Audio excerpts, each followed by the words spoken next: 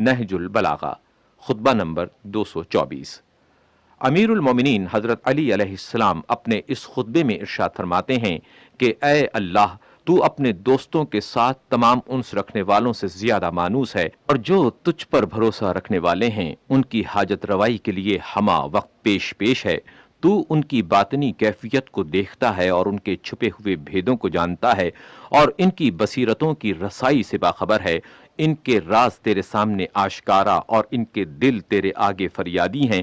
اگر تنہائی سے ان کا جی گھبراتا ہے تو تیرا ذکر ان کا دل بہلاتا ہے۔ اگر مصیبتیں ان پر ٹوٹ پڑتی ہیں تو وہ تیرے دامن میں پناہ لینے کے لیے ملتجی ہوتے ہیں، یہ جانتے ہوئے کہ سب چیزوں کی باغ ڈور تیرے ہاتھ میں ہے اور ان کے نفاذ پذیر ہونے کی جگہیں تیرے ہی فیصلوں سے وابستہ ہیں۔ امیر المومنین حضرت علی علیہ السلام اپنے اس خطبے میں ارشاد فرماتے ہیں، خدایا اگر میں سوال کرنے سے عاجز رہوں یا اپنے مقصود پر نظر نہ ڈال سکوں تو میری مصلحتوں کی طرف رہنمائی فرما اور میرے دل کو اصلاح و بہبود کی صحیح منزل پر پہنچا۔ بار الہ، یہ چیز تیری رہنمائیوں اور حاجت روائیوں کو دیکھتے ہوئے کوئی نرالی نہیں۔ بار الہ، میرا معاملہ اپنے عفو و بخشش سے طے کر، نہ اپنے عدل و انصاف کے معیار سے۔